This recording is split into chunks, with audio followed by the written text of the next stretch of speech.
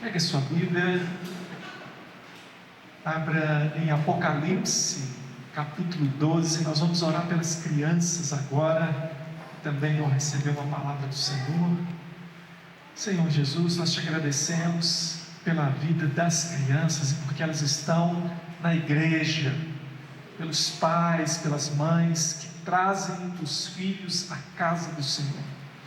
Pais e mães que não veem os filhos como uma dificuldade na vida, mas isso vem como bênção do Senhor, herança do Senhor, e tem, ó Deus, guardado essas crianças com a Tua palavra. Deus, abençoa os nossos filhos, abençoa aqueles, ó Deus, que estão envolvidos com o ministério infantil, abençoa, Pai, todos os envolvidos. E nós aqui também oramos por nós, ó Deus, que vamos receber a palavra do Senhor. Ó Deus, ajuda-nos a compreender, ó Deus, a receber essa palavra com humildade, com submissão, ó Deus, e também que essa palavra tenha o efeito que o Senhor planejou para ela. Então, que nós sejamos nessa noite consolados, ó Deus, por essa revelação, pela palavra do Senhor em Apocalipse, no nome de Jesus, amém. Graças a Deus, muito bom poder voltar a esse assunto, Apocalipse. A gente hoje vai percorrer os capítulos 12 até o 14, e a pergunta que fica aí no ar, uma pergunta para ser respondida, é: a quem você adora? A quem você adora? Fica com essa pergunta aí no seu coração. A gente precisa se lembrar que o livro do Apocalipse é um livro de cenas, figuras. É um livro que, para a gente compreender, nós precisamos imaginar que a gente está diante de um quadro, a gente está diante de uma pintura, e nós estamos ali percebendo a mensagem na figura que está desenhada. Então, o Apocalipse é uma revelação por meio de um tipo específico de literatura, que é uma literatura que parece que pinta quadros, é uma literatura que não é literal, mas traz uma cena, e ao observar essa cena, a gente entende o que é que está sendo dito ali. Quando a gente entende isso, a gente começa a ter um pouco mais de facilidade de compreender o que está sendo dito aqui, né? Nós não estamos muito acostumados com esse tipo de literatura. Então, à medida que a gente entende isso, a gente começa a interpretar melhor e começa a compreender. As cenas que nós vamos ver aqui, especialmente essa do capítulo 12, para mim é uma das cenas mais lindas do Apocalipse. Eu fico assim, maravilhado. Eu quero ler com você. Eu vou ler o capítulo 12, a gente explica, depois a gente lê o 13, explica, depois a gente lê o 14, explica também. Vamos ler aí o capítulo 12, está escrito assim: viu-se grande sinal no céu, a saber, uma mulher vestida do sol, com a lua debaixo dos pés, e uma coroa de 12 estrelas na cabeça, que achando-se grávida, grita com as dores de parto, sofrendo tormentos para dar à luz. Viu-se também outro sinal no céu, e eis um dragão grande, vermelho, com 7 cabeças, 10 chifres, e nas cabeças 7 diademas. A sua cauda arrastava a terça parte das estrelas do céu, as quais lançou para a terra. E o dragão se deteve em frente da mulher que estava para dar à luz, a fim de devorar o filho quando nascesse. Nasceu-lhe, pois, um filho varão, que há de reger todas as nações com cetro de ferro. E o seu filho foi arrebatado para Deus até o seu trono. A mulher, porém, fugiu para o deserto, onde lhe havia Deus preparado lugar para que nele a sustentassem durante 1260 dias. Houve peleja no céu. Miguel e os seus anjos pelejaram contra o dragão. Também pelejaram o dragão e os seus anjos. Todavia não prevaleceram, nem mais se achou no céu lugar deles. E foi expulso o grande dragão, a antiga serpente, que se chama Diabo e Satanás, o sedutor do mundo. Sim, foi atirado para a terra, e com ele os seus anjos.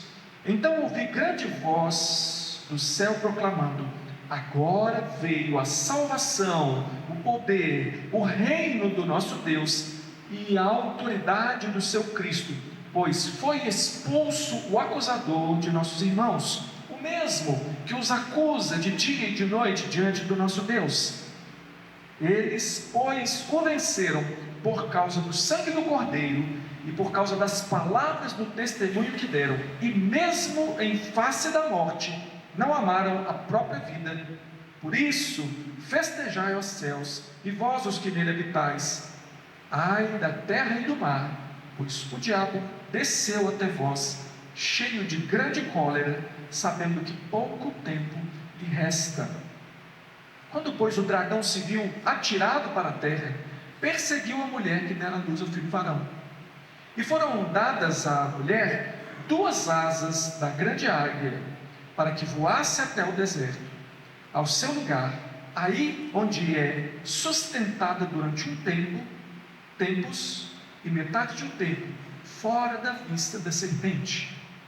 Então a serpente arrojou da sua boca, atrás da mulher, água como um rio, a fim de fazer com que ela fosse arrebatada pelo rio. A terra, porém, socorreu a mulher, e a terra abriu a boca e engoliu o rio que o dragão tinha arrojado de sua boca. Irou-se o dragão contra a mulher e foi pelejar com os restantes da sua descendência, os que guardam os mandamentos de Deus e têm o testemunho de Jesus, e se pôs em pé sobre a areia do mar. Que cena é essa, né? E também, que cena é essa, né? Para mim, sim, que cena. Essa é a segunda divisão do livro. Olha só, o livro de Apocalipse é uma obra de arte, irmãos. Um livro escrito assim com muita precisão de artista. Se fosse um pincel, era um dos grandes aí, que nós dizemos, um Picasso, Michelangelo, alguém muito bom. O livro, ele é assim, dividido em 7 cenas, 7 quadros diferentes, 7 divisões existem no livro de Apocalipse, que contam a mesma história. O que nós temos no livro de Apocalipse, então, são as histórias repetidas de ângulos diferentes, como se você observasse assim uma obra, talvez uma escultura melhor fosse dizer, que você olha de vários ângulos, é a mesma escultura, mas você vai observando e vendo nuances diferentes à medida que você circunda aquela obra. Então são 7, mas também existem 2 divisões principais. Então, mesmo que há 7 cenas, o livro está dividido em 2 seções principais. A primeira vai até o capítulo 11, e agora nós estamos entrando na segunda divisão. A primeira divisão, você vai se lembrar que a ênfase está na luta da igreja com o mundo. A ênfase são aqueles embates da igreja, é uma luta que está mais externa entre a igreja e o mundo. A segunda divisão, daqui para frente, você vai observar um aprofundamento, uma ênfase na luta entre Cristo e Satanás, mostrando o que está por detrás de toda essa peleja. Se eu encontro lá na primeira divisão a perseguição à igreja, porque sempre é a mesma história contada, tudo que eu vejo acontecendo ali, a luta, a resistência dessa igreja, eu vou ver aqui mais isso relacionado às figuras, a outras figuras, no caso aqui, Satanás e Cristo. Então, insisto em dizer que é a mesma história, e o tema da segunda divisão é o mesmo da primeira divisão, que é a vitória de Cristo sobre o dragão e os seus aliados. Lembra que o livro do Apocalipse não foi escrito só para a gente ficar tentando assim adivinhar qual é o dia da volta de Jesus, né? Porque Jesus já disse que não compete a nós saber tempos ou épocas que o Pai reservou pela sua exclusiva autoridade. Então, quem investiga Apocalipse procurando datas e épocas e querer saber se, afinal de contas, falta quantas semanas para Jesus voltar, está se equivocando. O projeto de Deus, ao entregar o livro de Apocalipse, essa revelação, que Apocalipse significa revelação, entregar isso ao seu povo, foi consolar o povo de Deus, dando a eles exatamente essa notícia que eu disse que é o tema do livro. O livro trata da vitória de Cristo sobre o dragão, a antiga serpente, sobre Satanás, sobre tudo aquilo que se ajunta ali a Satanás, os aliados dele. Então aqui nós vamos ver, nessa segunda metade, mais uma vez, a vitória de Cristo sobre os inimigos de Deus. Capítulos 12 a 14, a gente vai ver personagens em oposição a Cristo. Então vão ser destacados alguns personagens que se opõem a Cristo. Nós vamos ver o dragão, que vai ser vencido, a derrota dele está descrita nos capítulos 20 e 22. A besta do mar, a besta que sai da terra e Babilônia, que são vencidos nos capítulos 17 a 19. E os homens com a marca da besta, que são vencidos nos capítulos 15 e 16. Pronto, deu spoiler do livro todo. Agora você fala, trabalhou, né? Agora eu já contei para você que o diabo perde, que Babilônia perde, as bestas perdem, os homens aliados de Satanás perdem, todos eles perdem, gente. Contei para você. Né? Perdeu o interesse pelo livro? Claro que não, né? Claro que não.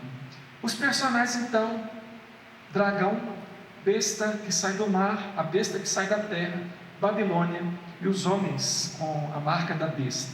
Vamos então pensar um pouquinho nesse capítulo 12 e em três personagens principais aqui desse capítulo 12. Você entende, né? Entendes o que lês, né? Dizia o evangelista Filipe, né? E o eunuco disse: como vou entender se não tem quem me explique? Bom, se você dizia isso sobre o Apocalipse, nós estamos explicando para você quem é essa mulher. Quem que aqui nós vamos dizer a mulher, o filho e o dragão. A mulher, quem é essa mulher? Quem é essa mulher que está vestida do sol? Essa mulher que está pisando sobre a lua, tem aquela luminosidade da lua nos seus pés. Quem é essa mulher? Essa mulher é você. Essa mulher é a igreja. Essa mulher é o povo de Deus em todos os tempos. Essa mulher, porque há só uma igreja, há só um povo. De Gênesis a Apocalipse há um povo só. Não existe assim, tem um povo de Deus que é Israel, tem um povo de Deus que é a igreja. Não, há um povo de Deus, todos herdeiros da mesma fé de Abraão, herdeiros da mesma promessa feita a Adão e Eva, que da semente da mulher viria aquele que haveria de esmagar a cabeça da serpente. Todos os crentes de todas as épocas compõem então esse povo de Deus, essa igreja. É interessante. Eu acho essa figura assim lindíssima, porque Deus está mostrando o seu povo como uma figura feminina. Isso não é novidade. Se você olhar lá em Isaías capítulo 50, versículo 1, capítulo 54, versículo 1, se você olhar para Oséias capítulo 1, versículo 2, se você olhar para Efésios já, capítulo 5, versículo 32, você vai ver referências diretas, e há muitas outras, tá? Ao povo de Deus na figura feminina. E essa figura feminina, esse povo de Deus, que é a igreja, nas duas dispensações, no Antigo Testamento e no Novo Testamento, como é que ela se apresenta? Porque se eu não estivesse falando essas coisas aqui, se eu começasse a minha conversa com você perguntando como é que você se vê hoje à noite, ou como é que você tem se visto, como é que você se vê como um crente, como é que você se vê, e talvez você fosse fazer para mim uma descrição assim, um pouco menos deslumbrante, como essa figura aqui. Uma mulher vestida do sol. Você já pensou que espetáculo? Vestida do sol, com os pés sobre a lua. Mas é assim que Deus está vendo você, porque Ele está vendo você por meio de Cristo Jesus. A obra de Cristo em nós, irmãos, a gente não consegue ver, tem que ser revelado. Quem nós somos, Deus tem que revelar para nós. Nós não temos capacidade de ver. Eu olho para mim, eu vejo o meu pecado. Eu olho para mim, eu vejo as minhas fraquezas. Eu olho os meus erros, eu vejo a minha incapacidade. E aí, se eu perguntar, quem é essa mulher? Eu é que não sou. Mas nós somos todo o que nós somos em Cristo Jesus. Em Cristo essa mulher está ali, assim, nessa visão poderosa, né?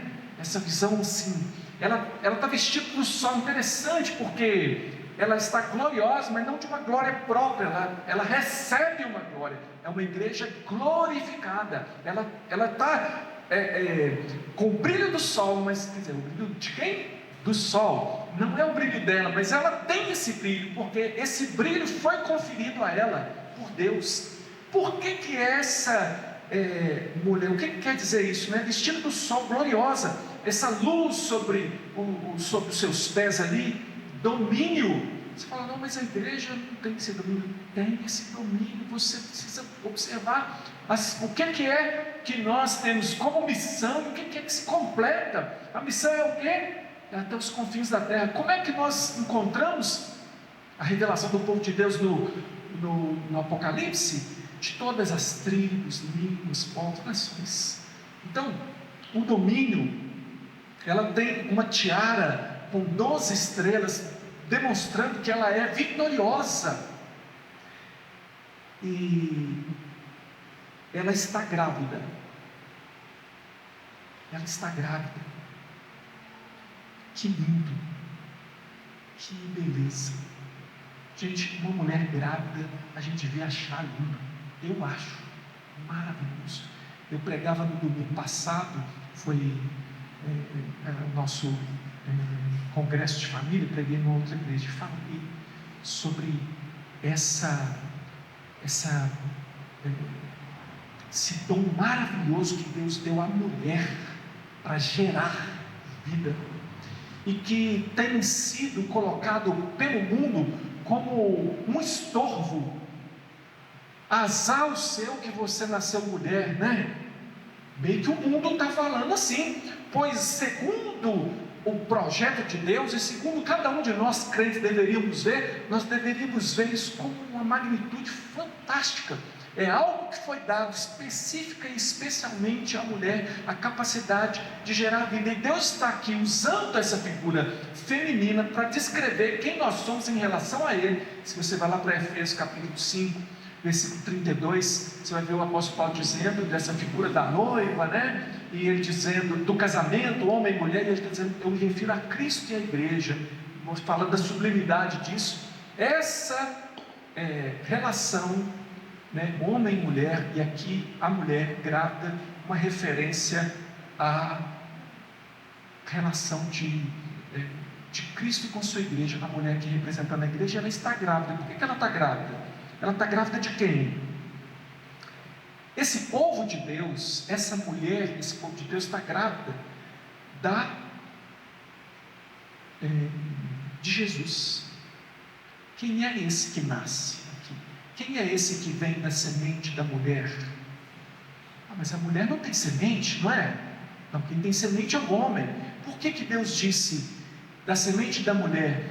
Porque ele estava dizendo da substituição da semente, que não seria mais a semente de Adão, mas que Deus geraria na mulher aquele que haveria de esmagar a cabeça da serpente. Se você abrir em Gálatas 4, de 4 a 5, você vai encontrar lá dizendo assim: vindo porém a plenitude do tempo, Deus enviou seu filho, nascido de mulher, nascido sob a lei, para resgatar os que estavam sob a lei, a fim de que recebêssemos a adoção de filhos. Então, quando eu digo que a mulher é o povo de Deus em todos os tempos, veja que desde que foi anunciado a redenção por meio de Cristo, Lá em Gênesis capítulo 3, versículo 15, que foi prometido que da semente da mulher viria aquele que haveria de esmagar a cabeça da serpente, nós temos então nessa figura aqui, essa imagem do povo de Deus como essa mulher que espera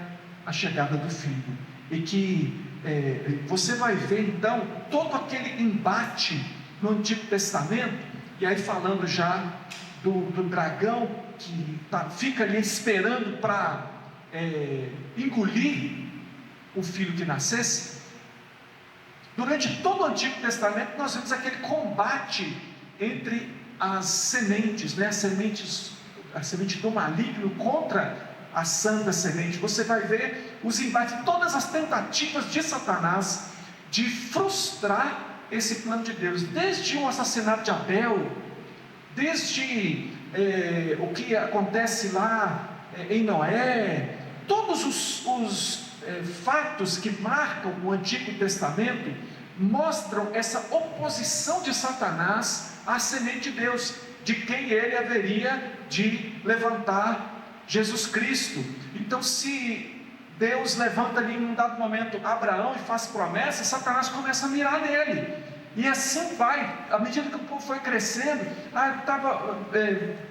vai ter uma opressão no Egito, você vai ter todas aquelas situações. Você tem que lembrar que não se trata somente de uma nação no mundo que está procurando o seu lugar, procurando a sua terrinha que manda leite e mel, que tem uma promessa lá aleatória de Deus. Tudo isso tem a ver com a santa semente, tudo isso tem a ver com Cristo, que viria ao mundo por meio, primeiro, aquele grande enunciado da semente da mulher. Depois vai chegar, capítulo 12 de Gênesis, Deus vai falar: Abraão vai ser da sua família. Depois você vai ter nas tribos, ao certo não se apartará de Judá. Aí depois, quer dizer, em Judá. Aí depois você vai ter o rei Davi, e depois você vai ter Cristo como raiz de Davi. Você vê que em todo o tempo você vê essa oposição. Então essa cena aqui do dragão que espera, ele é crente, só que crê na coisa errada, não adianta ser crente, viu gente? Tem que ser crente em Deus. O Satanás é muito crente nas coisas dele lá. Ele acreditava que ele poderia em algum momento, toda vez que ele investiu contra o povo de Deus, na matança dos primogênitos, na matança das crianças lá no Egito, todas as vezes que ele investe, ele fala assim: agora eu pego, agora eu mato, agora eu consigo, agora não vai vir esse redentor não. Mas ele é frustrado. Por que esse é Cristo? Aqui está dito que aquele que há de reger. Quem é essa criança que nasce aqui? O filho varão que há de reger todas as nações. Quem é, irmão, que há de reger todas as nações? Isso é muito claro. Quando a gente acha uma chave como essa aqui, o texto clareia todinho. Então quem é esse menino aqui? É aquele que há de reger, que é Cristo. Salmo 2, versículos 6 a 9 diz assim: Tu, porém, constituí o meu rei sobre o meu santo monte, proclamarei o decreto do Senhor. Ele me disse: Tu és meu filho, eu hoje te gerei. Pede-me e eu te darei as nações por herança, e as extremidades da terra por tua possessão. Com vara de ferro as regerás, e as despedaçarás como um vaso de oleiro. Esse é um salmo messiânico. Esse é um salmo que fala sobre Jesus, e diz que Jesus haveria de governar com essa vara de ferro, com esse cetro. E aqui o que diz aqui, que esse menino é aquele que há de reger todas as nações com cetro de ferro. Muito bem. Aí nós chegamos a outra figura, que é o dragão. Então o dragão é Satanás. Apocalipse capítulo 20, versículo 2, deixa assim, não tira completamente qualquer dúvida. Será que é? Não, aqui está dito assim: ele segurou o dragão, a antiga serpente, que é o diabo, Satanás, e o prendeu por 1000 anos. O próprio livro de Apocalipse identifica que essa figura do dragão é Satanás. Então, se eu sei quem é a mulher, eu sei quem é o menino, eu sei também quem é esse dragão. E quais são as características desse dragão? As características dele são que ele tem 7 cabeças. O que é 7 cabeças? Bom, 7 você sabe que é um número completo. O número 7 é muito utilizado no livro de Apocalipse como aquilo, um número de plenitude, aquilo que é pleno. E aqui, 7 cabeças diz assim, o domínio que ele tem sobre o mundo. Então, 7 cabeças é o domínio mundial de Satanás. Efésios capítulo 2, versículos 1 e 2 diz assim: Ele vos deu vida, Jesus, né? Deus nos deu vida, Ele vos deu vida, estando vós mortos nos vossos delitos e pecados, nos quais andastes outrora, segundo o curso deste mundo, segundo o príncipe da potestade do ar, do espírito que agora atua nos filhos da desobediência. Também Efésios capítulo 6, versículo 12 diz assim: porque a nossa luta não é contra o sangue e a carne, e sim contra os principados e potestades, contra os dominadores deste mundo tenebroso, contra as forças espirituais do mal nas regiões celestes. A figura então aqui, que se opõe a Cristo, que deseja a destruição de Cristo, é Satanás, e ele tem, aqui nessa figura, ele se apresenta com esse domínio, com esse poder, né? Essas 7 cabeças dá essa ideia. E ele tem também coroas, mas essas coroas deles não são de vitória, é uma pretensa autoridade, é uma pretensão deles, essa coroa. 10 chifres, o chifre você também já sabe que é um indicativo de poder. Então, os 10 chifres, 10 também é um outro número de completo. 7 é um número de completude, 10 é um número de completude, 12 é um número de completude e 4 também é um número de completude. Todos esses números, quando são utilizados, eles são utilizados para dar uma ideia do todo. Aí ele tem 10 chifres, quer dizer, qual que é o nível de potência dele? Extraordinário, grande, bastante grande esse poder. E o texto aqui fala da queda de Satanás. Aí é descrito assim,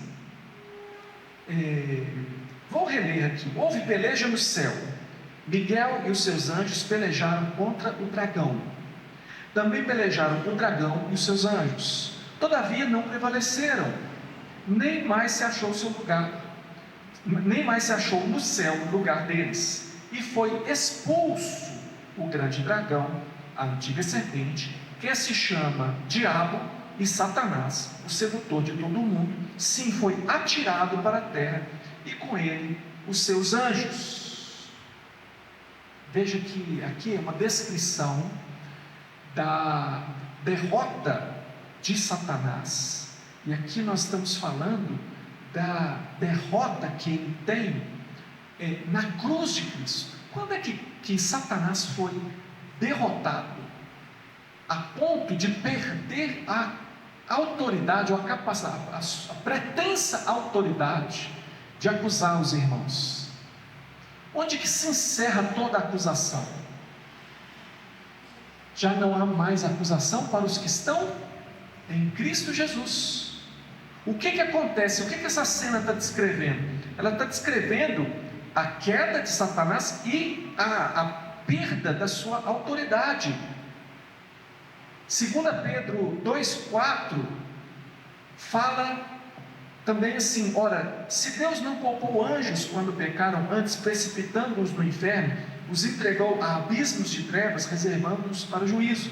Então 2 Pedro 2,4 está dizendo de anjos sendo precipitados no abismo das trevas. Judas, versículo 6, Judas tem um capítulo só: e há anjos que não guardaram o seu estado original, mas abandonaram o seu próprio domicílio, ele tem guardado sob trevas e algemas eternas, para o juízo do grande dia.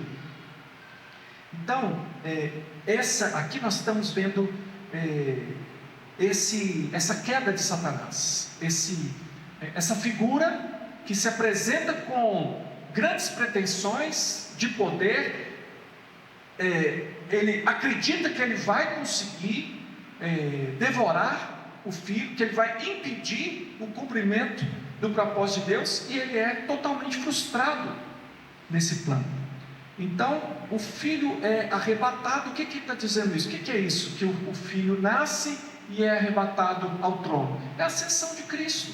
Cristo assunto ao céu. Então, a figura está bem completinha aqui. O dragão, então, é expulso. E aqui a gente vê, a partir do versículo 7 até o versículo 12, essa expulsão do dragão e os efeitos da cruz sobre Satanás. Aqui apresenta-se um personagem também, que é Miguel, que é o líder dos anjos fiéis a Deus, defensor do povo de Deus. Você percebeu que tem os que são os anjos que apoiam Satanás. Você viu que aqui você vai ver Satanás e os seus anjos lutando contra o dragão e os seus anjos lutando contra Miguel e os seus anjos. Miguel, líder dos anjos fiéis e defensor do povo de Deus. Lá em Daniel, capítulo 10, versículo 13, a gente vai encontrar esse personagem Miguel lá. Lá diz assim: mas o príncipe do reino da Pérsia me resistiu por 21 dias, porém Miguel, um dos primeiros príncipes, veio para ajudar, e eu obtive vitória sobre os reis da Pérsia. Você lembra quando Daniel teve uma visão e ele começou a jejuar e orar para que ele pudesse ter um entendimento? Então, quando o anjo finalmente chega até ele, ele fala: Daniel, homem muito amado, desde que você começou a orar, você se propôs a buscar o Senhor, saiu a ordem e eu vim, mas o príncipe da Pérsia me resistiu até agora, e Miguel me ajudou, e eu passei, eu estou aqui, e eu vou declarar para você tudo. E quando eu voltar, veja, Daniel 10, 21 diz: mas eu te declararei o que está expresso na Escritura da verdade, e ninguém há que esteja ao meu lado contra aquele, senão, a não ser Miguel, vosso príncipe. Eu disse: vou voltar e a coisa está feia, sabe? A batalha é pesada. Judas versículo 9 também fala sobre isso, quando diz: contudo o arcanjo Miguel, quando contendia com o diabo, disputava a respeito do corpo de Moisés, não se atreveu a proferir juízo infamatório contra ele, pelo contrário, disse: o Senhor te repreenda. Então você vê também Judas citando aqui esse momento assim tão obscuro, né? A Bíblia não dá muitos detalhes sobre essa questão dessa disputa, que Judas cita que houve uma disputa pelo corpo de Moisés quando Moisés morreu, e que Miguel esteve nessa luta, e que ele não proferiu juízo infamatório contra o próprio Satanás, mas ele disse que o Senhor te repreenda. Então a gente tem aqui esse personagem Miguel pelejando ali pelo povo de Deus. E aí você tem, especialmente aqui, isso é maravilhoso a gente refletir, porque isso a gente precisa se lembrar na nossa própria vida. Quais são os efeitos da cruz? Versículo 10, a gente vê aí que Satanás perde então o poder de acusar. Ele antes acusava, porque a obra de Cristo não estava completa.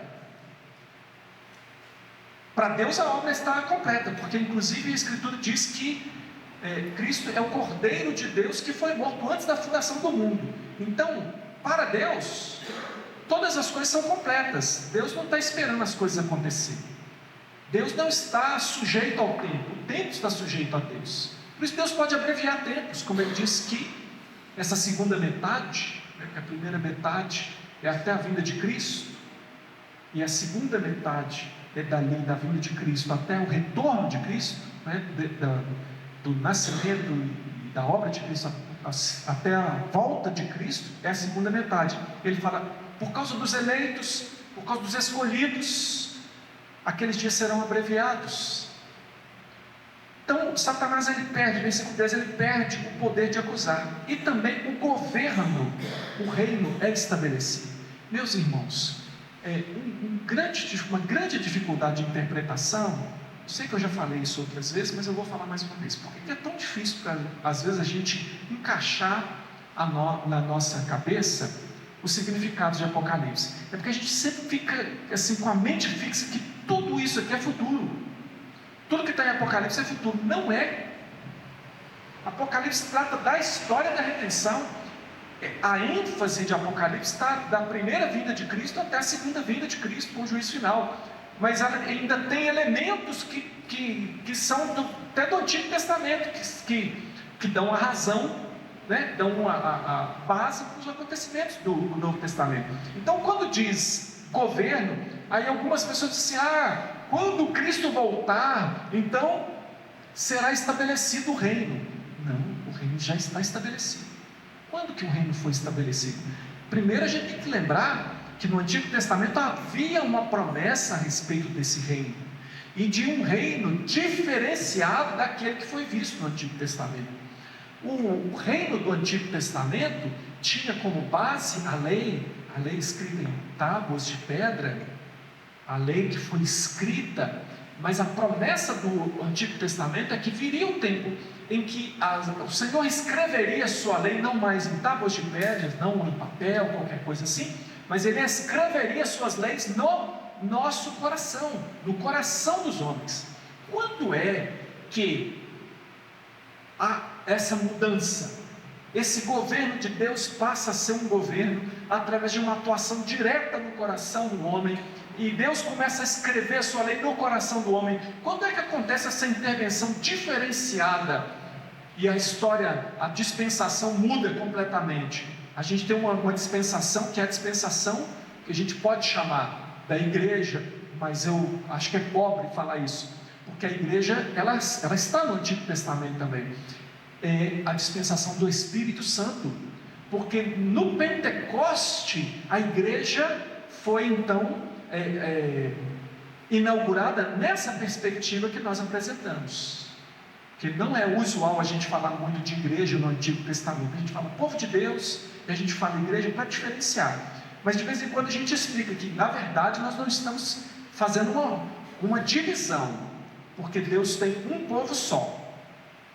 Então, nesse sentido, tudo é igreja, ou tudo é povo de Deus. Mas no Novo Testamento, no Pentecoste, na descida do Espírito Santo, o Espírito Santo passa a habitar todo crente, diferente do que aconteceu no Antigo Testamento. No Antigo Testamento nós temos pessoas específicas sendo ungidas e recebendo capacitações especiais do Espírito Santo para realizar a tarefa. Inclusive você tem um evento de Saul, que recebe o Espírito Santo para governar Israel, e Deus retira dele o Espírito Santo, coisa que só seria possível no Antigo Testamento. Que no Novo Testamento nós somos a habitação permanente do Espírito Santo. O Espírito Santo não é retirado de ninguém. Então, o que nós estamos vendo aqui, quando diz aqui no versículo 10, agora veio a salvação, o poder, o reino do nosso Deus, nós estamos vendo aqui o estabelecimento desse reino, que aconteceu por causa de quê? Por causa da cruz. É a cruz que pagou os pecados, é a cruz que estabelece todos os eventos, né, em torno da cruz, né? Morte e ressurreição. A obra de Cristo estabelece um marco de mudança, e aí vem o Espírito Santo logo na sequência, alguns dias depois, e começa a nova dispensação. Então o reino está estabelecido, e aí nós vemos aqui no versículo 11 um testemunho triunfante da igreja. A igreja tem um testemunho triunfante, ela triunfa, irmãos. Nós como igreja às vezes nos vemos assim acuados e com tantos problemas e dificuldades, mas na história, quando nós olhamos na perspectiva da história, a despeito de todas as perseguições contra a igreja, aqui está a igreja de Cristo proclamando Cristo vivo. Nós perseveramos e haveremos de perseverar até o fim. Há uma igreja que vai perseverar até o fim, como dizia o José, porque nós seremos perseverados, porque Deus atua, porque Deus está Deus não está esperando o que você vai fazer, não. Ele fez por você. Você é glorioso, essa igreja gloriosa em Cristo Jesus. O Espírito Santo de Deus não está esperando o dia que você vai ser mais bonzinho, falar, hoje eu vou fazer um quentinho no coração dele, não. O Espírito Santo está atuando sempre em você, confrontando você no pecado, fortalecendo você na fé, Essa é a igreja com testemunho triunfante. O versículo 12 traz assim a ideia do acirramento da oposição, e Satanás está babando, igual um cachorro que está na coleira, querendo, né? O pitbull está. Ele vem com muita fúria. Por quê? Porque ele está lascado. É esse que é o ponto. Ele está lascado. Pouco tempo lhe resta. Já a partir da cruz, irmão, Satanás caiu a ficha nele, da derrota dele, mas assim, profundamente. Ele só tem um restinho de tempo, então ele quer utilizar esse tempo da melhor maneira possível. E aí nós vamos ver aqui nos versículos 13 a 17, os últimos ataques do dragão. Você vê que esses ataques do dragão, esses ataques de Satanás, são contra a igreja, mas são uma continuidade dos ataques dele contra Cristo. Nós somos o corpo de Cristo. Ele nos ataca pela nossa identificação com o próprio Jesus. Então, a gente vê essa continuidade. Só que o que acontece? Não é lindo, gente? Olha o que Deus fala assim, poeticamente, né? De uma forma assim ilustrativa, uma forma artística. Deus diz: como é que Deus livra a igreja? Ele dá para a igreja asas de águia, as asas da águia. Ele dá para a igreja um lugar preparado no deserto. É no deserto, mas é um lugar preparado por Deus, e um lugar fora da vista de Satanás. Satanás não consegue pegar a gente, ele não consegue, ele tem altos planos para você, mas não te acha. Ele não consegue pegar você, ele não consegue concretizar os planos dele. É isso que nós vemos aqui, uma igreja que está sendo sustentada por Deus no deserto, o maná de Deus, a palavra de Deus. O Senhor Deus continua sustentando a sua igreja. Então Satanás está, o dragãozão bufando lá de ódio, com os capeta tudo, raspou a terça parte das estrelas, que também não é nada para a gente ficar fazendo conta de quantos capeta tem, né? Não está aqui para isso esse texto, mas assim, tem muitos, mas assim, ele te pega, ele não consegue, ele não tem essa autoridade. Por quê? Porque somos sustentados. A igreja é sustentada por Deus. Aí, o que Satanás faz? Ele abre a boca, o dragão, e um rio, né, para afogar a igreja. Esse rio são todos esses ismos do mundo, todas essas ideias, mesmo que religiosas ou filosóficas, que contrariam a palavra de Deus. Ele derrama sobre as nações várias ideias e discursos controversos e diferentes, buscando seduzir. Com esses discursos eu conseguiria dominar a igreja, eles acreditariam, mas só que elas não subsistem, essas filosofias não subsistem diante da igreja. A terra absorve, mas os crentes não são atingidos. O mundo absorve, o mundo bebe, mas nós não somos afogados, não chega na gente. Que quando diz aqui que a terra socorreu a mulher, né? E, irmãos, esse período que nós estamos falando aqui, ele é o milênio. Nós ainda não estamos apresentando o milênio, vamos falar mais do milênio, mas esse período é o milênio. Nós estamos no milênio, nós estamos vivenciando. O milênio não são 1000 anos, 1000 é um número de grandeza, porque é um tempo longo, mas não é literal. Então, nós estamos vivendo o milênio, nós estamos vivendo o período das 2 testemunhas. Lembra? Há pouco tempo a gente pregou aqui as 2 testemunhas. Lembra? 2 testemunhas e tal. E aquelas testemunhas representam a igreja de Deus, atuando sobre a terra, testemunhando no poder de Deus, testemunhando. Nós estamos vivendo um período do anticristo. Quando? Agora? Nessa década? Não, irmão. Veja o que diz 1 João capítulo 4, versículo 3. Já leu? 1 João capítulo 4, versículo 3. Apóstolo João, o mesmo que escreveu Apocalipse, escreveu isso aqui antes de escrever Apocalipse. O que ele disse?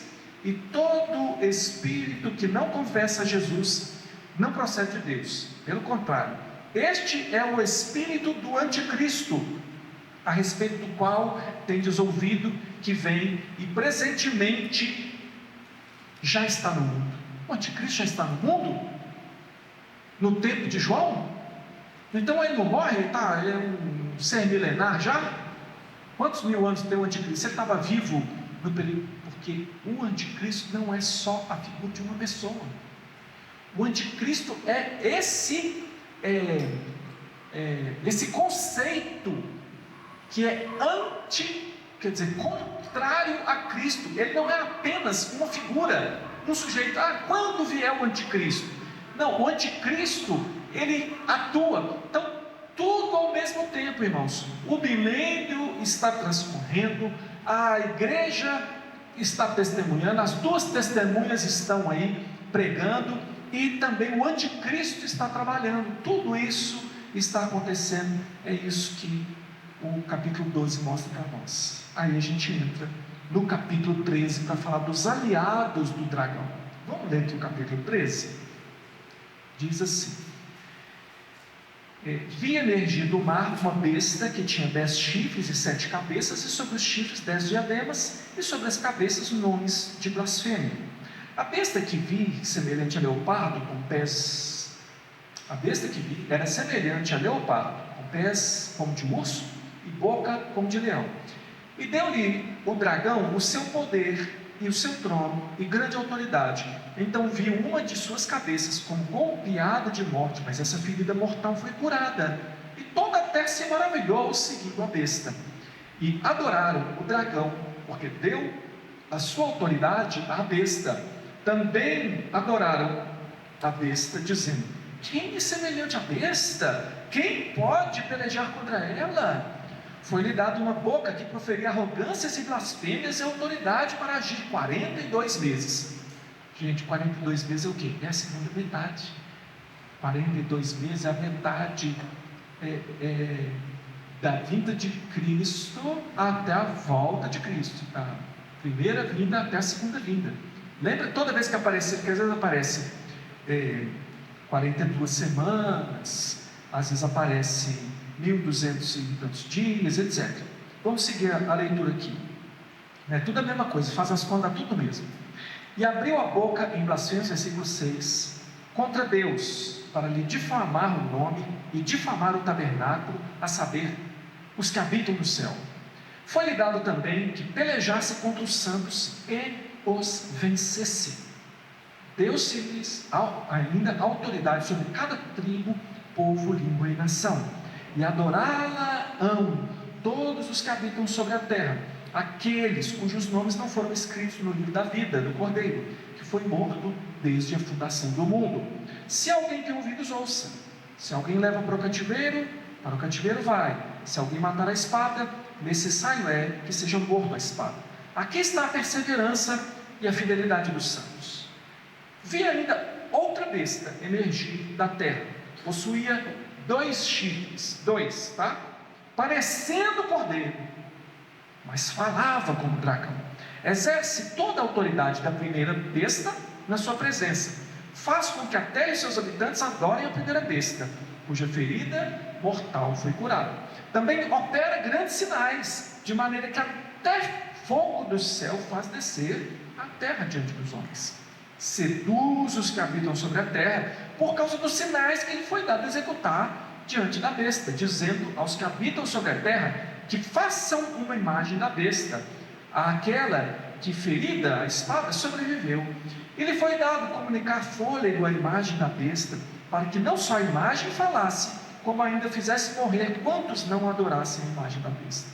A todos, os pequenos e os grandes, os ricos e os pobres, os livres e os escravos, faz que lhes seja dada certa marca sobre a mão direita ou sobre a fronte, para que ninguém possa comprar ou vender, senão aquele que tem a marca, o nome da besta ou o número de seu nome. Aqui está a sabedoria. Aquele que tem entendimento, calcule o número da besta, pois é número de homem. Ora, esse número é 666. Os aliados do dragão. Versículo 1 até o versículo 18, né?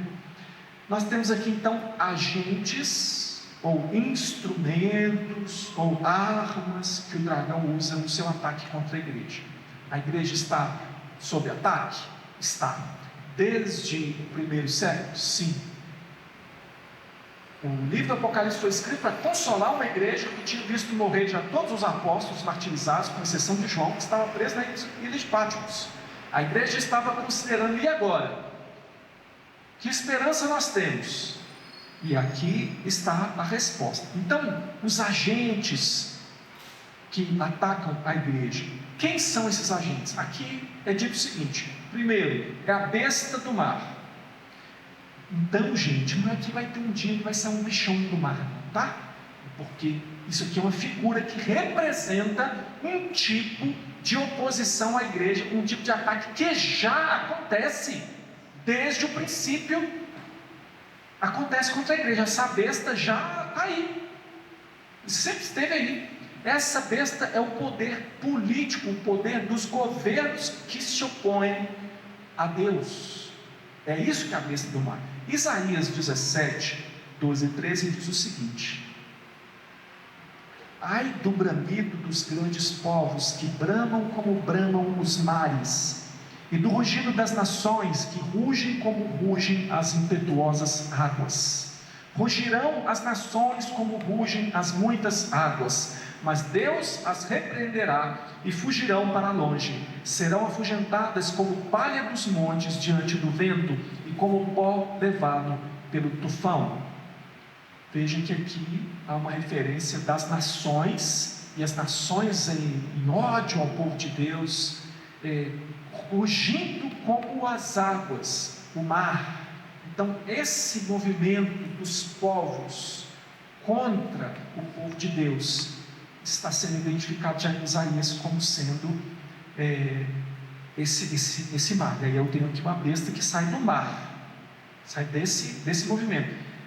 Apocalipse 17, 15 já dá uma mais direta assim, ó, diz assim, ó: falou-me ainda, as águas que viste, onde a meretriz está assentada, são povos, multidões, nações e línguas. Então o Apocalipse já disse, só isso aqui é isso. Então, o que é o mar? O mar são as nações. Daniel capítulo 7, a gente tem uma visão de Daniel. Daniel vê 4 animais, e aqueles animais, um sucede o outro, um vence o outro, e aqueles 4 animais em Daniel são 4 impérios que se sucedem. Aqui a visão é como se fosse dos mesmos 4 animais que estão lá, só que aqui eles estão em um só, porque é coerência, gente. Ele está trazendo a mesma ideia, a ideia dos governos que sucessivamente, os impérios que sucessivamente odeiam a Cristo, odeiam a igreja de Cristo, odeiam o povo de Deus e se utilizam dos seus instrumentos governamentais, se utilizam do poder da espada, se utilizam de todos os meios que eles têm para buscar a destruição da igreja. Vocês veem isso acontecendo alguma vez aí? Está acontecendo hoje? Está acontecendo sempre, gente. Você vai olhar lá, o que foi que Nero fez? Nero queria construir uma capital que fosse segundo a sua glória, que ele achava que tinha, e ele põe fogo em Roma. O negócio deu meio errado, porque o povo ficou meio revoltado, ele caçou um culpado. Quem era o culpado? Os cristãos. Os cristãos foram colocados, amarrava-se um cristão no poste, passava piche, e os cristãos passavam a iluminar as noites da cidade. Os cristãos queimados, muitos foram crucificados. Ah tá, mas aí morreu Nero. Quem que vem depois? Você vai ver a sucessão dos imperadores, só piorava a situação dos crentes. Aí você vai ver a história do mundo, é assim. Como é que está acontecendo hoje no mundo islâmico? Aí você pense muito diretamente, como é que essa perseguição se apresenta aqui no Brasil? Você também sabe como é que ela é. Então esse poder governamental que se opõe à igreja, eu poderia citar alguns fatos aí de notícia recentes dessa semana aí que mostram esse tipo de movimentação, porque, gente, não sei se vocês sabem, mas para um certo grupo aqui no nosso país, nós somos a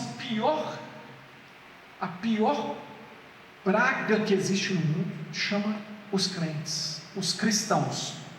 os religiosos, a cultura judaico-cristã. Isso tem que ser destruído.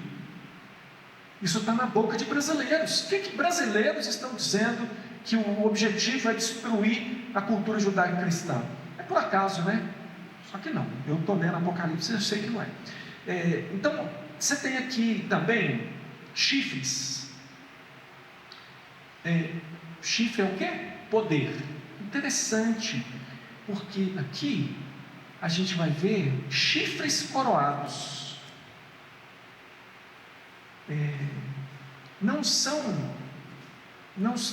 A coroa não está na cabeça. Olha,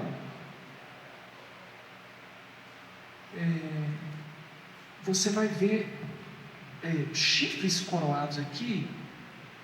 Por quê? Porque o dragão é coroado. Mas quando fala da besta, o chifre é coroado. Por quê? Porque o poder é satânico, não é um poder próprio. Então, os governos, os movimentos contrários a Cristo e a igreja, eles não. O poder, na verdade, quem emprestou a eles o poder é o próprio Satanás. E é ele que recebe a glória, é ele que é cultuado. O dragão que é o governante, e a crueldade é coroada, e os poderes que se sucedem mantêm a sua essência. Então, ao longo da história da humanidade, sempre que um novo império, um novo poder, um novo grupo ascende ao poder, substitui o anterior, a essência é mantida. A essência de oposição a Cristo é mantida. Apocalipse 11:7 diz: quando tiverem então concluído o testemunho que devem dar, a besta que surge do abismo pelejará contra elas e as vencerá e as matará. Eu estou fazendo uma comparação. Olha, capítulo 11 que a gente estudou antes, falando das duas testemunhas, diz que chega um momento, apesar do triunfo da igreja ao longo de muito tempo, lá nas duas testemunhas, chega um momento que as duas testemunhas são mortas e elas são atiradas no meio da praça. Lembra disso? Elas ficam expostas no meio da praça. Isso é o capítulo 11. Aqui no capítulo 13, versículo 7 diz: foi-lhe dado também que pelejasse contra os santos e os vencesse. Deu-se-lhes ainda autoridade sobre cada tribo, povo, língua e nação. É porque está contando a mesma história. É a mesma história. É a igreja sofrendo e chegando a esse ponto de ser vencida, aparentemente vencida, né? Ela é tida como vencida. Só que aí que está a perseverança dos santos. Veja aqui no final do versículo 10. Versículo 10: se alguém leva para cativeiro vai. Se alguém matar a espada, necessário é que seja morto a espada. Aqui está a perseverança e a fidelidade dos santos, a fidelidade da igreja em meio aos sofrimentos, mesmo diante das ameaças de morte. Mesmo as piores ameaças não detêm a igreja, não detêm os santos, porque eles perseveram. E aí você vê a besta que emerge da terra. Se um é o poder político, a besta que emerge da terra é o poder religioso. Ela não tem 10, mas ela tem 2 chifres, você viu? Ela tem 2 chifres. Como cordeiro, mas fala como dragão. Eu até falei algumas vezes aqui, porque eu sou uma pessoa pouco instruída da roça, que cordeiro não tem chifre. Tem sim, tem espécie de cordeiro, tem chifre sim. É cordeiro, porque eu falo, não, bode que tem chifre, não, cordeiro tem chifre também, 2 chifres. A identificação é o seguinte: esse poder religioso aqui parece um cordeiro. Gente, as religiões são muito bonitas. Você pode assim falar assim: não, eu sou cristão, eu sei que outro tipo de culto não cultua a Deus, então você já tem uma aversão, tá? Porque se você é um cristão, provavelmente você pensa assim. Mas se você tirar a ideia assim, não, vou esquecer que eu sou cristão, deixa eu olhar a proposta dessa religião. É lindo, gente, tudo é lindo, tudo tem um caminho, tem uma resposta, tem umas coisas e tal. Então parece o cordeiro, só que a fala é como o dragão. O discurso pertence a quem? Ao dragão. Ele tem aparência de cordeiro. Essa besta aqui é das piores possíveis. Eu acho ela pior do que a outra. Mas ela serve a primeira besta. Você vê que tudo que ela faz, ela aponta para a primeira besta. Aquela que foi ferida e tal. Ela quer o quê? Ela quer que ela seja cultuada. Se você ler aqui, a besta que emerge da terra, ela cultua, ela aponta e ela valoriza a primeira besta, ou seja, ela tem uma associação com o governo a favor dos atos dele. Então serve a primeira besta, realiza falsos milagres, milagres, falsos milagres no sentido de que não provém de Deus, mas eventualmente milagres, até fogo desce do céu. Quer dizer, se alguém faz fogo descer do céu, só pode ser de Deus, né? Não. Se alguém realiza curas, se alguém opera coisas maravilhosas, só pode ser de Deus, não é? Não. Mas como é que você sabe, pastor? Não, mas eu leio a Bíblia. É por isso. Realiza falsos milagres, promove a adoração da primeira besta com sua sedução. Ela seduz os que habitam sobre a terra por causa dos sinais que lhe foi dado a executar diante da besta, dizendo aos que habitam sobre a terra que façam uma imagem à besta, a primeira besta, aquela que feriu a espada sobreviveu. No fim das contas, ela leva as pessoas para a mesma filosofia do mundo, o mesmo pensamento, o mesmo tipo de crueldade. Ela compra a sua ideia com beleza de uma religiosidade bonita, mas ela serve a primeira besta, que por sua vez recebe poder do dragão. Essa segunda besta também recebe poder do dragão para realizar os milagres. Então é Satanás usando esses artifícios para confrontar a igreja, porque a mentira sedutora, irmãos, ela é terrível. Ela confronta você, ela quer tirar você de um serviço puro a Deus. Então há essa ação. Ela ordena a morte dos que não adoram a imagem da primeira besta. Então é o seguinte: ou você está conosco, ou você vai ser boicotado. Ou recebe a marca, ou vai ser boicotado. O Hendrickson diz que é o mesmo, o que está sendo dito aqui é o mesmo que o falso profeta. Quando a Bíblia fala do falso profeta, está falando dessa mesma besta aqui. São figuras diferentes para descrever o mesmo movimento, o mesmo tipo de ação. Então, falso profeta, a falsa religião.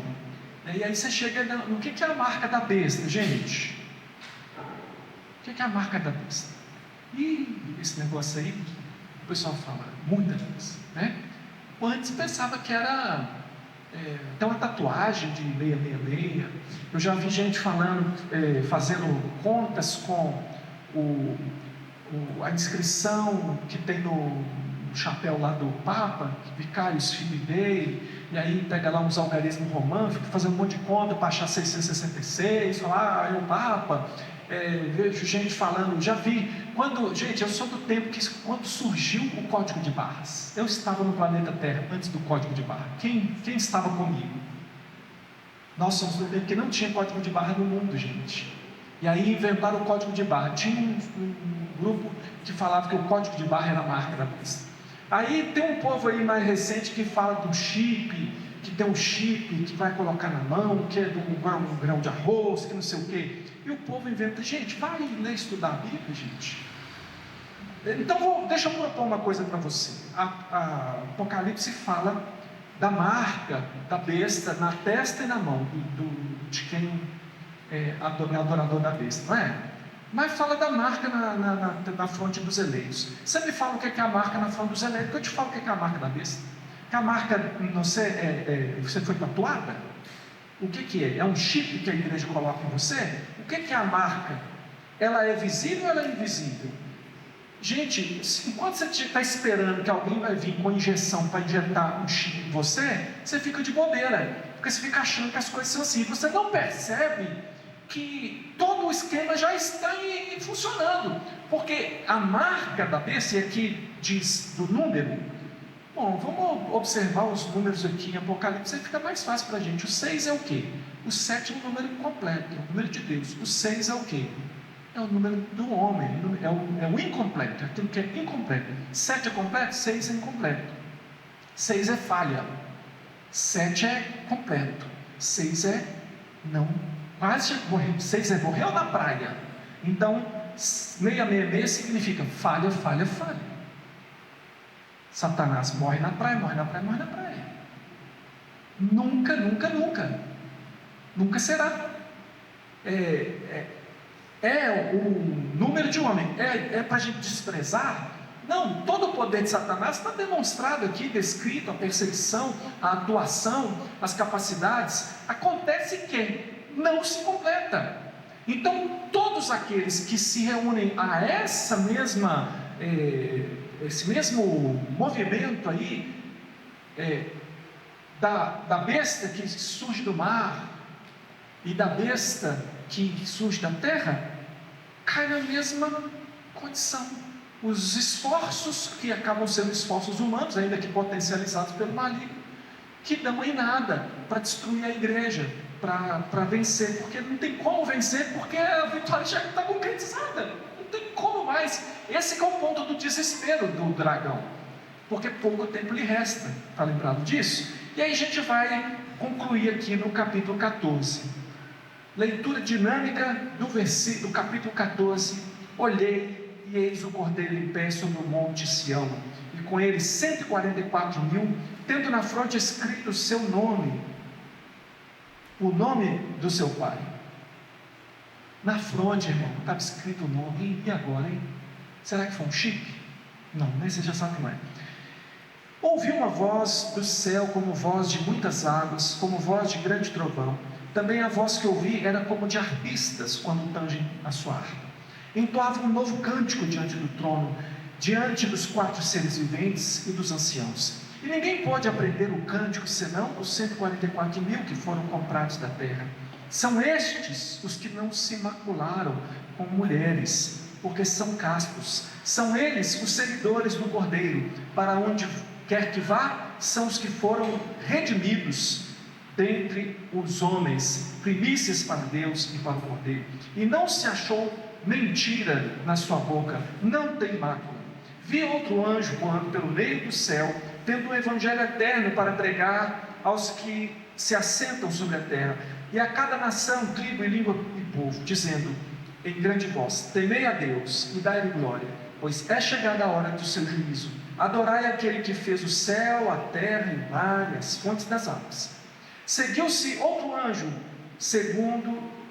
o segundo dizendo: caiu a grande Babilônia, que tem dado a beber a todas as nações do vinho da sua fúria e da sua prostituição. Seguiu-se a estes outro anjo, o terceiro, dizendo em grande voz: se alguém adora a besta e a sua imagem, que recebe a sua marca na fronte ou sobre a mão, também esse beberá do vinho da cólera de Deus, preparado sem mistura do cálice da sua ira, e será atormentado com fogo e enxofre diante dos santos anjos e na presença do Cordeiro. A fumaça do seu tormento sobe pelos séculos dos séculos, e não tem descanso algum, nem de dia nem de noite, os adoradores da besta e da sua imagem, e quem quer que receba a marca do seu nome. Aqui está a perseverança dos santos, os que guardam os mandamentos de Deus e a fé em Jesus. Então ouvi uma voz do céu dizendo: escreve, bem-aventurados os mortos, que desde agora morrem no Senhor. Sim, diz o Espírito, para que descansem das suas fadigas, pois as suas obras os acompanham. Olhei e eis uma nuvem branca, e sentado sobre a nuvem, um semelhante a filho de homem, tendo na cabeça uma coroa de ouro e na mão uma foice afiada. Outro anjo saiu do santuário, gritando em grande voz para aquele que se achava sentado sobre a nuvem: toma a tua foice e ceifa, pois chegou a hora de ceifar, visto que a seara da terra já amadureceu. E aquele que estava sentado sobre a nuvem passou a sua foice sobre a terra, e a terra foi ceifada. Então saiu do santuário, que se encontra no céu, outro anjo, tendo ele mesmo também uma foice afiada. Saiu ainda do altar outro anjo, aquele que tem autoridade sobre o fogo, e falou em grande voz ao que tinha foice afiada, dizendo: toma a tua foice afiada e ajunta os cachos da videira da terra, porquanto as suas uvas estão aborrecidas. Então o anjo passou a sua foice na terra e vindimou a videira da terra e lançou-as no grande lagar da cólera de Deus. E o lagar foi pisado fora da cidade, e correu sangue do lagar até os freios dos cavalos, numa extensão de 1.600 estádios. Bem direto assim, rápido aqui para você. Isso aqui é o triunfo da igreja de Deus. Olhei, marca versículo 6, versículo 14, marca 3 sessões aqui, depois a gente tem a última sessão. Do versículo 1 ao 5, a bênção dos redimidos. Aí você tem essa figura de Cristo lá no Monte Sião e 144 mil com ele. Ah, puxa vida, será que eu consigo estar entre os 144 mil? Quem é mulher está aqui hoje? Estão fora, porque ela fala que só os homens que não se macularam com mulher. Então você já está maculado, você é mulher. Está vendo como que é fácil você não entender nada? É 144 mil homens. Para, gente, de tentar ser literal. O que é os 144 mil? 144 mil é 12 vezes 12 vezes 1000. A ideia de plenitude, todo o povo de Deus. Esses 144 mil representam todo o povo de Deus. Por outro lado, vamos considerar aqui, existe um nessa terra que nunca se maculou, em quem nunca houve mentira, a não ser Jesus. Então não dá para ter nenhum, quanto mais 144 mil. Gente, isso aqui é aquilo que nós recebemos do Cordeiro. Nós nos tornamos, da mesma forma que eu falei da mulher vestida do sol, a igreja gloriosa, essa é a igreja gloriosa, vencedora, porque Cristo venceu por nós. Onde você perdeu, Ele ganhou. Onde você não conseguiu, Ele conseguiu. O que você não podia pagar, Ele pagou. E Ele fez de você esse que vai cantar esse novo cântico. Você fala, será que eu vou lá para cantar esse cântico? Vai. Por quê? Porque é a obra de Cristo. Então, esses 144 mil são os redimidos, a completude dos santos, todos eles redimidos em Cristo, não por si mesmos, não pelas obras que praticaram, mas pela obra que Cristo praticou, porque Cristo venceu por nós. Aí os versículos 6 a 12 são as advertências à humanidade, e eu não preciso repetir aqui, está dizendo, olha, vai dar errado para vocês, vai dar errado, vai dar muito errado. Vocês vão beber do cálice da cólera de Deus, sem mistura, vai chegar a juízo. Versículos 13 a 16 aí está falando da colheita e do fim, né? Do 8 até do 6 até o 12, advertências à humanidade. Do 13 ao 16 fala da colheita, a vítima, a colheita, né? O fim. E aí nós temos, depois do 17 ao 20, o julgamento dos ímpios. Aqui a gente tem 1.600 estádios, 1.600 é 4 vezes 4 vezes 1.000. 4 também é um número de plenitude, é o total dos condenados, dos ímpios, que vão sofrer o juízo de Deus.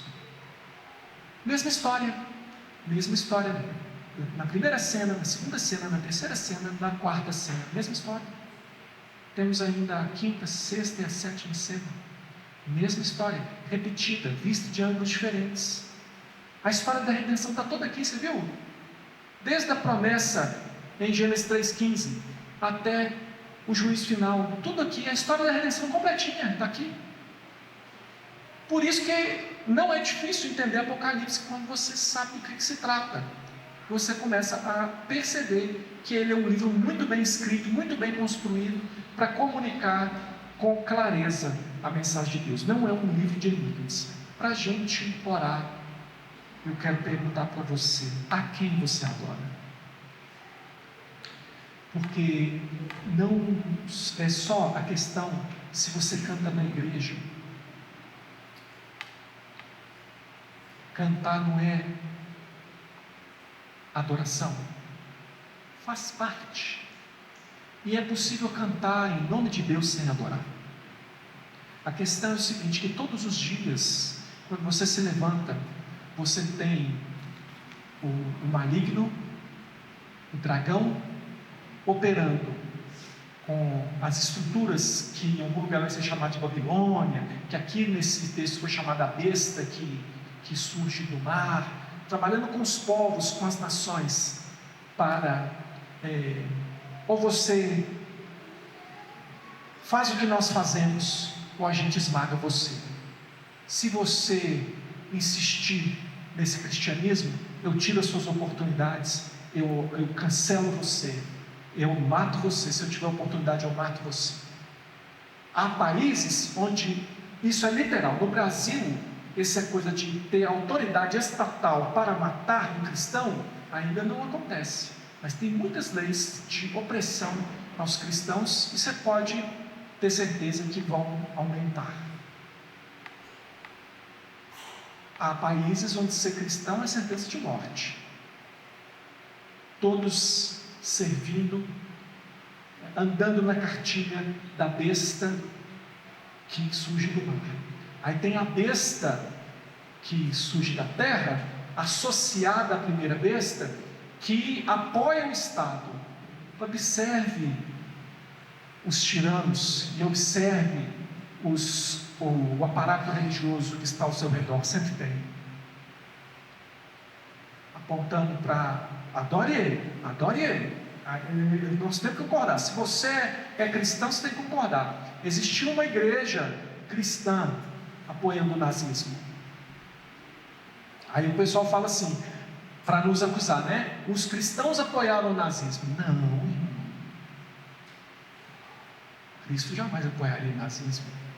Mas sempre há a crioula da besta que surge da terra e que tem aparência de cordeiro, constrói um prédio, se paramenta, mas quando abre a boca, você vê que é conversa de dragão.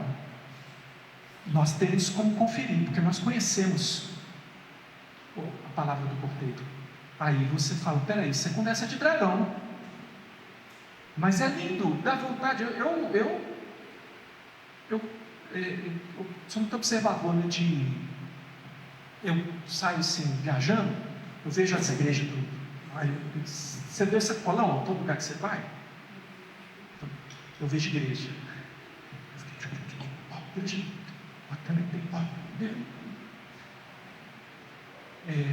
Tenho muita tristeza de chegar diante de um templo lindo e saber que Deus não está sendo adorado ali, apesar do nome dele estar ali. Me entristece o coração. Mas isso é ali. A quem você adora? Porque não é, eu não tenho 666 na minha mão, não tenho na minha testa, então nessa aí eu não caí. Talvez você está enfiada nisso. Precisa de conversão, precisa abandonar o sinal da besta, precisa abandonar as alianças com o mundo, naquilo em que você sabe que o Evangelho não permite você concordar com o mundo. Cuidado, para não se tornar um adorador da besta. Não, eu jamais adoraria a besta. Se fosse tão facinho assim, não precisava do Senhor nos advertir dessa forma que Ele nos adverse. Cuidado, para não dar. Qual a esperança que você tem? Eu tenho muita esperança, porque eu não me vejo essa igreja gloriosa, não. Mas eu vejo pela fé, eu vejo pelos méritos de Cristo. Eu tenho esperança, porque se Ele diz que eu estou vestido do sol, é do sol que eu estou vestido. Se Ele diz que eu tenho domínio, é o domínio que eu tenho, é aquele que foi me concedido pelo Senhor. E as portas do inferno nunca vão prevalecer contra a igreja do Senhor. Então a minha esperança está no Senhor. Então, mesmo diante da morte, mesmo diante das afrontas, das dificuldades, eu peço ao Senhor, meu Deus, e eu confio na promessa dEle, que Ele vai me dar perseverança até o fim. A minha missão, ela é no mundo inteiro. A de você, a nossa missão, ela alcança o mundo inteiro. E aí a gente olha e acha que é difícil demais, mas Deus faz com essa igreja fraquinha. com essa igreja que parece que não tem jeito, com essa igreja meio capenga, que a gente sabe, puxa, como que eu precisava ser melhor na minha vida, mas o Senhor Deus vai fazer, vai realizar a obra dele, e Ele não vai mandar os anjos, não, a igreja não deu conta, não, vou ter que mudar de ideia, vou mandar agora uns anjos lá para dar um reforço. Não, Deus vai fazer através de nós, porque é Ele quem opera por meio de nós, para que toda a glória seja dele. Então, se nós virmos uma igreja triunfante, vitoriosa, nenhum de nós vai aceitar humilde. Toda a glória e honra vai ser ao Senhor Jesus. Que perseverança aquela que Ele nos dá. Essa é a história da igreja, irmãos, contada mais uma vez para a glória do Senhor Jesus. Sei que tem muitos detalhes que eu não toquei aqui. Daqui a mais algumas semanas, né? Sempre que a gente faz 3 estudos, a gente senta aqui para tentar responder as perguntas que vocês fizerem. Então, continue estudando e se preparando. Vai chegar a hora de você perguntar. Eu queria orar com você, mesmo sentado aí. Feche os seus olhos e pensa no que você recebeu hoje. Dá glória a Deus pelo que Ele diz a seu respeito, pela fé. Você confessou Jesus Cristo como Senhor da sua vida? Então, aceita o que Deus diz a seu respeito. Você é filho, você é filha. Aceita que Deus vai transformar você. Se tem coisa para mudar na sua vida, o Senhor Deus vai completar, vai mudar. Você vai estar lá naquele monte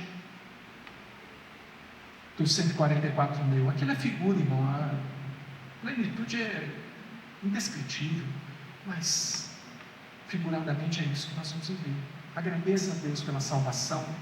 Senhor, nós te agradecemos pela salvação. Agradecemos, Senhor Deus, porque mesmo que sejamos tão atacados, ó Deus, diminuídos, mal vistos no mundo, sejamos tidos como escória do mundo, somos a igreja vestida do sol, que põe os seus pés sobre a lua, ó Deus, que tem um esplendor, que tem uma glória que não é própria, é uma glória que vem do sol da justiça, Jesus Cristo, o nosso Senhor. Nós te glorificamos, Jesus, pela tua vitória, a tua vitória contra o diabo, a antiga serpente, porque ele está derrotado, e já nenhuma acusação mais há contra nós, porque nós estamos em ti, nós estamos vestidos com as tuas roupas, com as vestes da justiça que o Senhor vestiu a cada um de nós. Então, Senhor, nós te glorificamos pela visão que o Senhor tem de nós, ó Deus, porque o Senhor nos vê, obra completa, e não, ó Deus, esse processo no qual nós ainda estamos. Te agradecemos, Senhor, te agradecemos pela missão, te agradecemos pelo desafio da perseverança, porque o Senhor